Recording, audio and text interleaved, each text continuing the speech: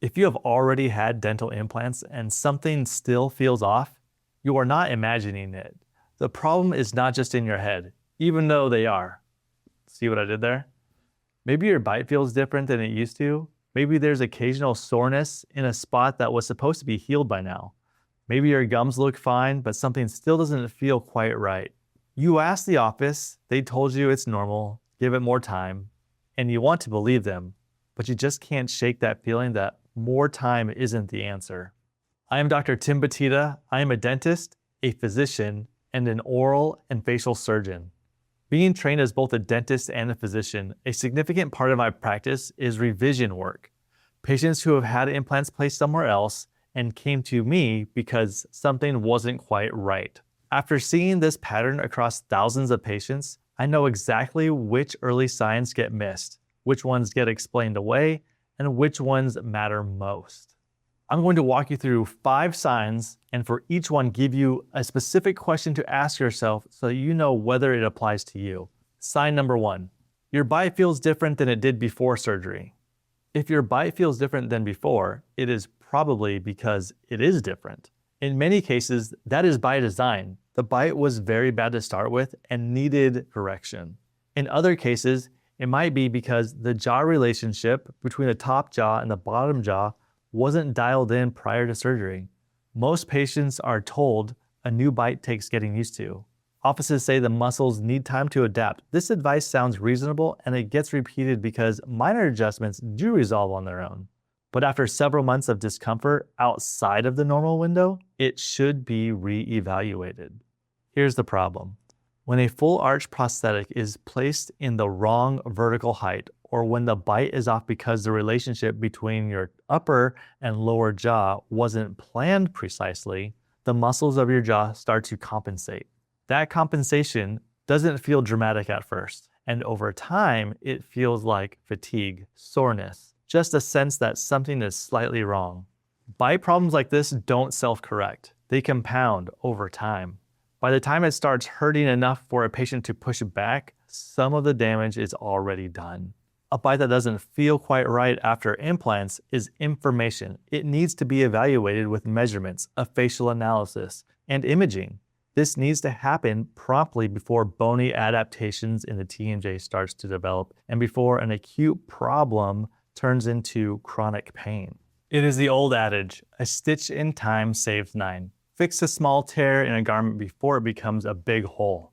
Or the phrase, an ounce of prevention is worth a pound of cure. It is much easier to correct a small concern early than to deconstruct and reconstruct a major complication. When you catch a bite issue early, the fix is usually a prosthetic adjustment. When you catch it late, you may be looking at procedures or surgery to address a bigger complication that came out of ignoring a simple correction earlier. Do a personal evaluation of your own bite. Close your teeth together right now. Does one side contact before the other? Does your jaw have to shift slightly to close evenly? Do your top and bottom teeth tend to bang or click together when you speak? Do your teeth feel like they touch too soon when you close your mouth? Or do your teeth feel like they are overclosed when you close your mouth together? Yes to any of these questions would be worth looking into. The second sign is a symptom you never want to ignore. Most of the time, it gets dismissed far too often until it becomes a very big problem. Sign number 2, you have persistent soreness or pressure in a specific spot. Patients will have post-operative discomfort. This is a natural sequela that comes after having any surgery anywhere on the body. The healing discomfort should be fairly short. The interesting thing about the pain and discomfort that comes on after any surgery is that it is not at its peak immediately right after surgery. One might naturally think that the most painful time is right after the surgery, and then it should get better the day after surgery, and even better on day 2, and even better on day 3. However, this is not the case. In reality, the peak of the swelling and discomfort is around 72 hours after surgery. This is because it takes about 3 days for the inflammatory factors released on the surgery day to cause the increased swelling. And when swelling increases, so does the pressure on nerves, and so does the pain. This causes patients to be told They should expect an increase in pain over the first few days. This is true. When does the healing discomfort end and the problematic pain start? For most dental implant patients, the pain peaks at day 3, and then over the next week or so, the pain gets better every day. They return to typical normal day activities in the first few days. Every patient is a little different, and so patients tend to stop needing pain medicines at some point during the first week. Typically from week 2 on, most dental patients have only slight tenderness to the gum area, and that happens only when the gums are touched. The gum should heal relatively quickly as it is one of the fastest healing tissues in the body. Bone usually takes about 6 weeks, and it is fully mature at 3 months. There's usually no pain during that time when the bone is healing and maturing. So to recap, from the day of the surgery to the first 3 days, you're gonna have an increase in swelling and discomfort. Then from day 4 to 10, it gets better and better every day. After day 10, the gums are only tender to the touch. This fades away after a few weeks. The bone is healing and maturing over the next 6 to 12 weeks, and there shouldn't be any pain. So again, it peaks at day 3 and then gets better every day. If at any time you feel an increase in pain or the pain plateaus and does not improve over time, then it is time for a reevaluation. Episodic pain that comes and goes or lingering pain that is persistent requires an evaluation by your doctor. This can get missed if the patient normalizes the soreness or attributes it to eating something hard. Get it evaluated with imaging and an exam. The pain could signal that an implant is taking on too much of a load, or it could mean that there is an infection around one of the implants. It could also mean that the new set of teeth is putting too much pressure on the gums. When any of these conditions occur, the tissue around the implants react to that. We see this leading to bigger problems down the road. It can lead to loosening of the teeth, bone loss, gum recession, and even implant loss. Do a personal evaluation of your tenderness and discomfort right now. Is it always in the same spot? Does it come on specifically after eating, not just randomly? If it is predictable and localized, get it evaluated and not just explained away. Those first 2 signs are about how the implants are feeling. The third sign is about what you can see and what is something a lot of people notice and are told is just cosmetic. Sign number 3, your gum line around the implant has changed. The gums under the bridge and around the implants can change shape or settle over time, which can leave a gap between the new teeth and the gums. The gums should have an intimate contact with the implants and the bridge of the teeth. When a gap is present, it can change the function of the teeth and it can lead to a loss of longevity. The gap allows air to travel between the teeth and the gums. This affects speech. The gap can also allow food and debris to get trapped underneath. This leads to bad breath, plaque, gingivitis, inflammation, and even infection, bone loss, and implant loss. It can get dismissed or overlooked because some variation of gum tissue is expected. And sometimes meaningful tissue loss gets lumped into the same just how it healed category. However, more significant gum loss and large gaps have real consequences. It can signal that something else is happening or will happen. It can mean chronic undue stress or tension is placed on an implant. Another point to consider is that the gum sits on top of the bone, and the loss of gum tissue or shrinkage of gum tissue could be a sign that the bone underneath is shrinking and bringing the gums down with it. It is imperative to evaluate why the bone might be resorbing away. Gum loss around an implant is not random. It is a signal of something going on. The gums are showing you what is happening to the bone. You just can't see the bone in the mirror like you can see the gums. The bone sets the tone and the tissue is the issue. Do a personal check of your own gums.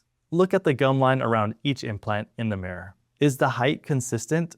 Is there a visible gap or unevenness at the gum to implant line? Any recession not present 3 to 6 months after surgery is worth imaging. Gum changes give you a visual signal. The fourth sign is one that you cannot see at all, which is why it is the most commonly missed. Before we get to sign number 4, if this is already describing your situation, drop a comment below and let me know which one of these you have been living with. And if you want to stay ahead of this kind of thing, subscribe. I post regularly on implants, jaw health, and what you need to know before and after surgery. Sign number 4, you were told you have bone loss, but nobody fully explained what that actually means. Prior to surgery, you may have been told that you had bone loss or low density bone or some other condition where bone was a limiting factor. You may not have been given a clear explanation as to the significance behind that condition. Bone is the foundation upon which implants are placed to give you longevity to your implants and your new smile. This sign is not a physical symptom, but an information gap. So let's talk about it. Most patients I see are very concerned about the amount of bone they have prior to the surgery. The reason is because they understand they need bone for the implants to go into, and they want them to be placed in that bone the same day as the teeth come out. What most do not think about is if they will have bone long enough to maintain the implants long term. Bone longevity is important for implant longevity, but this concept is poorly communicated. Most patients are moved towards surgery without understanding what their bone situation is. Was there bone loss? Where was it? Where's the good bone? What can we do to maintain bone for longevity? These are important questions to have answers to prior to surgery. Bone is living tissue. It responds to conditions placed upon it. If part of the bone is missing, more stress will be placed on the remaining bone. Compromised bone requires a more precise plan and a plan that is protective of the remaining bone. A protective plan is a customized plan to the individual and not a standard one-size-fits-all plan. When bone loss is mentioned and then not addressed in the planning, the surgical approach did not change to account for it, and usually the bone becomes less protected. The real issue is that the implant can feel completely fine, but have a shortened longevity due to the loss of bone. That is why it is imperative to keep as much bone for as long as possible. Bone protection is vital. Do a personal check on your ability to protect the bone you currently have. What is your personal oral hygiene care regimen? Do you remove all the food debris after eating? Do you use a water pick or water flosser? Do you get your cleanings done regularly at the dental office? These are the activities you can do to protect your own bone. The fifth sign is the one that surprises patients the most. Sign number 5. The implant feels fine, but you have never had a follow-up scan.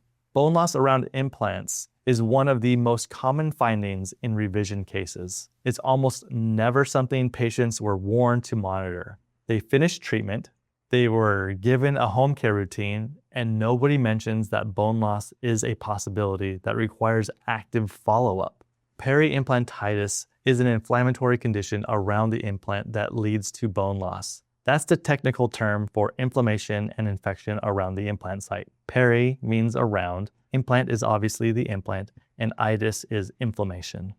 It's more common than the industry acknowledges. It is caused by inflammation. There are a couple of big reasons it can be triggered. The most common one is from being triggered by bacterial buildup.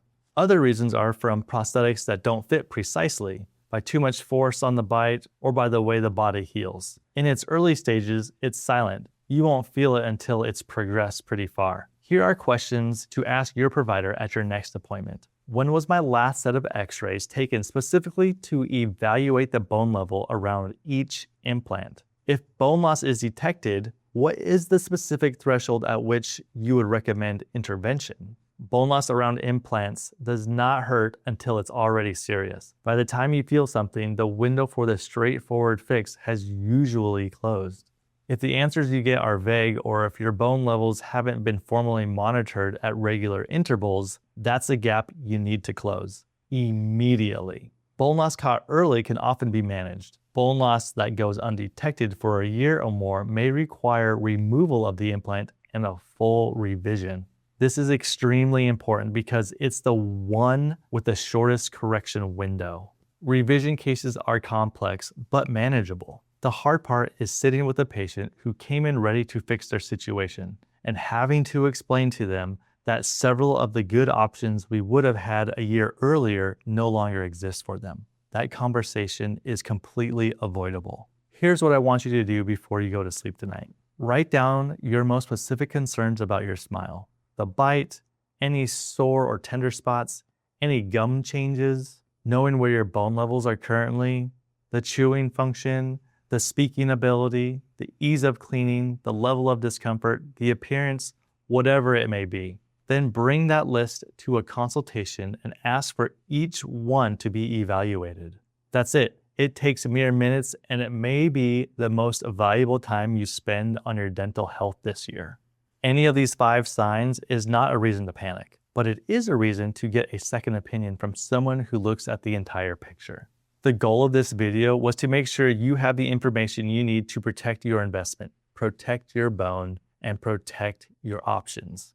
There's already a video on this channel called Everything You've Been Told About Full Arch Implants is Wrong. It covers exactly how a full arch case should be planned from the very start, and why the sequence most practices follow puts the prosthetic before the patient. That video is linked right here.